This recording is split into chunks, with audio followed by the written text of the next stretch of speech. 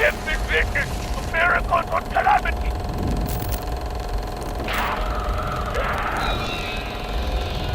What I do only to secure a better tomorrow.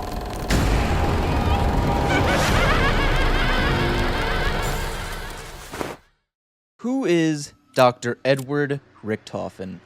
With the release of Black Ops 7 and the return of the old crew, I thought to myself, who could this version of Richtofen be? But before we can begin to answer that, we must first understand who he truly is. Log entry 937, date May 15th, 1942. Not much is known about Richtofen's early life in the Aether storyline. What we do know is that he joined the Illuminati in 1925. 9 years later, in 1936, he was invited into Group 935 by Dr. Ludwig Maxis. Richtofen accepted, joining on behalf of the Illuminati's interest. At Group 935, Richtofen and Maxis worked on many projects together, one of which was the matter transference device, or simply the teleporter. In 1939, while testing the device on corpses, one of the test subjects came back to life. This caught the attention of the Reichstag, who saw the potential for creating undead soldiers to aid the war effort. Continuing work on the matter transference device, Richtofen reported successful teleportation results using nothing more than a walnut. Maxis was unimpressed. He dismissed Richtofen's progress and demanded he get back to his real work and focus on the undead.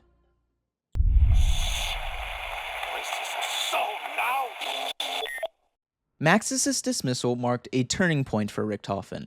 With his pride crushed, he began to hate Maxis. He grew paranoid, convinced that Maxis would actually steal his work. His paranoia revealed another side of him, an egotistical, obsessive, and desperate man.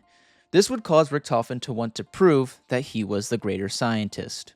Determined, Richtofen secretly continued teleportation experiments behind Maxis' back. His pride grew so intense that he actually tested the device on himself. So on January 4th, 1940, he stepped into the teleporter expecting to appear just a few yards away.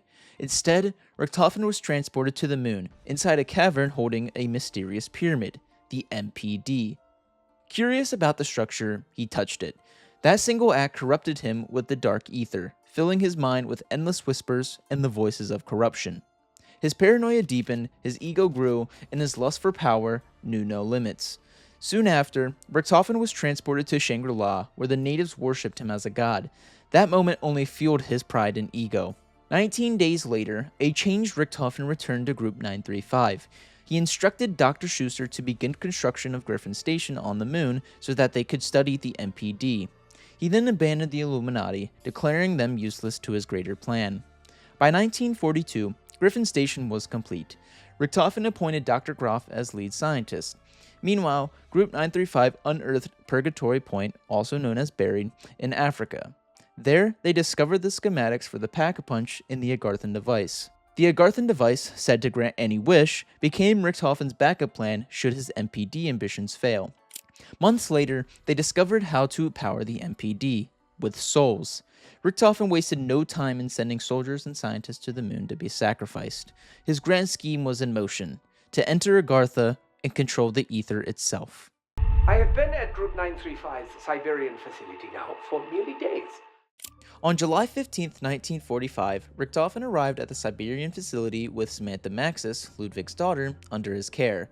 There, he conducted experiments on 3 live test subjects, Nikolai Belinsky, Takeo Masaki, and Pablo Marinis. Richtofen's resentment towards Samantha would grow here, and she soon became one of his test subjects as well. Later on, during one of his experiments, Pablo would die, forcing Richtofen to bring in a replacement, Tank Dempsey. Through these experiments, Richtofen had essentially erased their memories. Their exposure to element 115 was very severe and unerasable. During this time, Richtofen would begin his own personal projects. As a side project, he created the Elemental Shard, a fragment of element 115 infused with the souls of the test subjects and himself. This forever bound them together across every universe. Eventually, Dr. Maxis discovered Richtofen's secret projects and forced him to return to Doris with Samantha and the test subjects. The Elemental Shard was then confiscated and sent to Division 9. Richtofen in turn froze his test subjects until he needed them again. Goodbye, Dr. Maxis. While Richtofen was in Siberia, Griffin Station scientists continued powering the MPD. By the time Richtofen returned to Doris, Dr. Groff reported that the device was awaiting the conduit. It was then Richtofen set his ultimate plan in motion. During further teleportation experiments, Maxis used Samantha's dog Fluffy as a test subject. They tried teleporting the dog, but it had just disappeared. The dog later returned, however, it was changed. Samantha, seeing a mutated Fluffy, ran into the teleportation chamber. Maxis followed, trying to protect her. In that moment, Richtofen locked them inside and activated the teleporter. Samantha was sent to the moon and became trapped inside the MPD. Maxis was sent to the Crazy Place, where he developed the power to merge with electricity.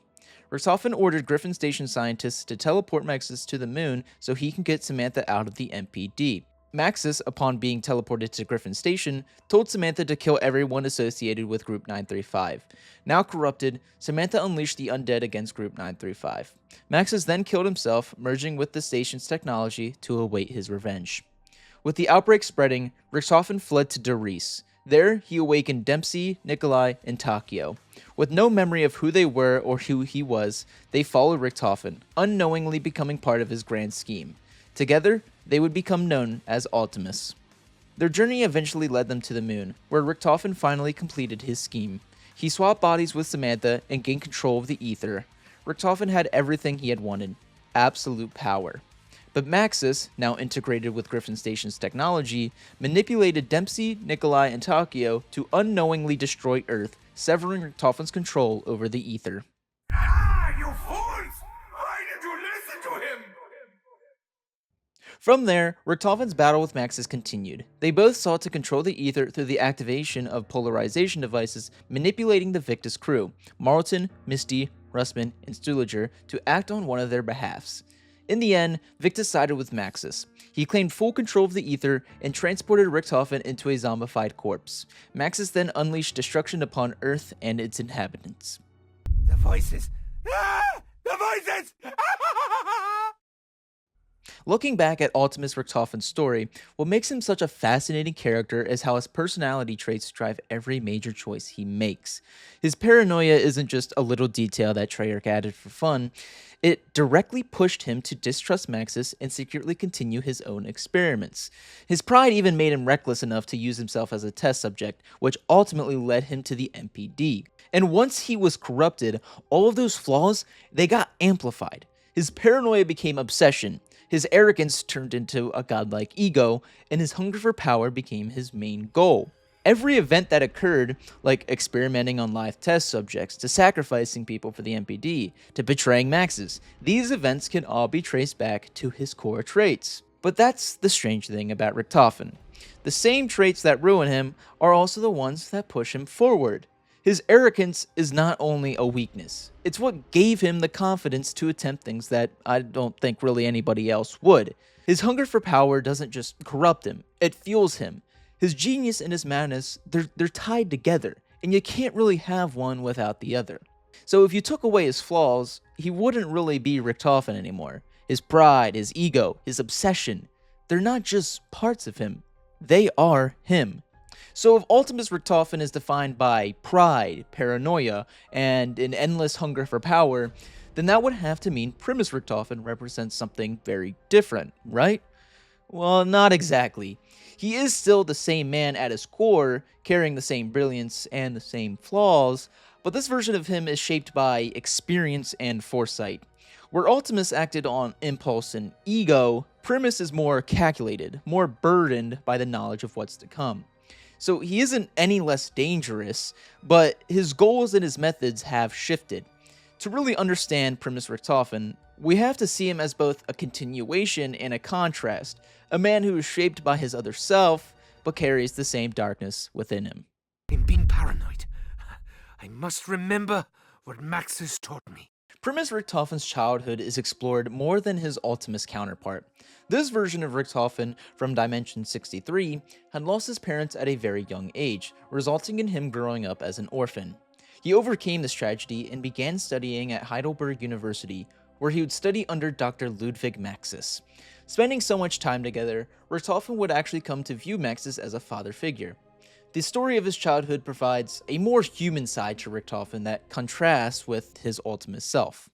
After we reached the catacombs at the dig site, my men began to get sick. Years later, Richtofen and Maxis would join Group 935. After joining, Richtofen encountered a future version of himself, who gave him 2 blood vials and informed him to keep them safe. During their time with Group 935, a journal belonging to Pablo Marinus was discovered, documenting the Great War in Element 115. The journal noted that a location in northern France contained large amounts of the element. Maxis would become obsessed with the journal and Element 115. This left Richtofen feeling deeply troubled on the matter. Richtofen's ability to worry about his mentor adds a lot more humanity to his character as well. Richtofen soon discovered that the dig site was the single largest deposit of Element 115 on Earth, causing many of the men at the dig site to become affected, including Maxis. Maxis would begin to hear the voice of Samantha, his daughter from the original timeline, calling out to him to free her from Agartha. I am beset by the voices of the damned and the doomed. On June 4th, 1918, the undead awakened from the catacombs of the Great War. Maxis was rendered catatonic, and Richtofen would remove his brain, hoping to save his friend. From there, the events of Origins takes place. Richtofen would unite with Dempsey, Nikolai, and Takio. Together, they fought against the undead and freed Samantha from Agartha. From this point on, they became known as Primis. What I do only to secure a better tomorrow. After the events of Origins, Richtofen set off on a solo journey to acquire the Chronorium and the Summoning Key. Getting the Chronorium was a rather easy task, as he made Victus do all of the work. The Summoning Key was a bit different. He traveled to Morgue City attempting to get the key off a reporter. Richtofen and the reporter would have a scuffle, eventually leading to Richtofen killing the reporter in self-defense. Unable to get to the Summoning Key anymore, he sat on the sidelines as the events of Shadows of Evil took place until stepping in when appropriate. After snatching the Summoning Key away from a keeper, he traveled to Dimension 2210. There, he would kill an innocent child version of himself to retrieve his soul. He would then travel to the Doris facility from the original timeline to kill his Ultimis counterpart and link up with the rest of Primis. These actions would prove that this version of Richtofen would not let anything get in his way. He is willing to do what he has to do to survive. Following the activation of a beacon within the Doris facility, Primis would go to Der Eisendreck to retrieve Dempsey's soul. However, they would not know what Richtofen's true intentions are with the Ultimis versions of themselves. With Dempsey's frozen body on a rocket heading to the moon, the four decide to shoot it down. Dr. Groff, the lead scientist at Griffin Station, put Dempsey's pod on lockdown. The four would ultimately blow up the moon to stop Dr. Groff. It is here when Richtofen finally revealed his true intentions to Primis. Richtofen planned on killing their Ultimis counterparts to retrieve their souls for the good of the universe. Dempsey claims that he should have never trusted him, in which Richtofen replies that they all should trust him. He explains his side like he is the only one who knows what to do, and that they must follow him in order to succeed. Dempsey then tells Richtofen that he should be the one to kill his other self, and Richtofen allows it. After Dempsey kills his other self, Richtofen comes to his side and pats him on the shoulder, almost like he's trying to comfort him. The entire sequence reveals a lot about Primis Richtofen.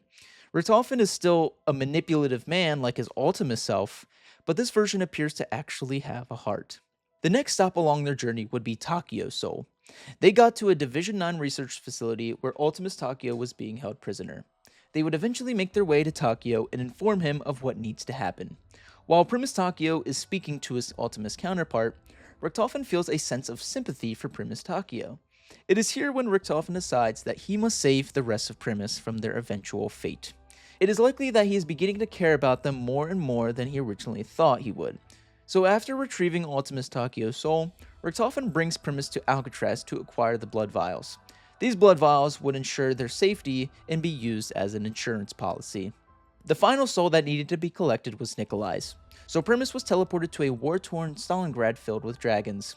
The journey provided a temporary truce with Ultimis Nikolai, but when Primis ordered him to surrender, he fought back.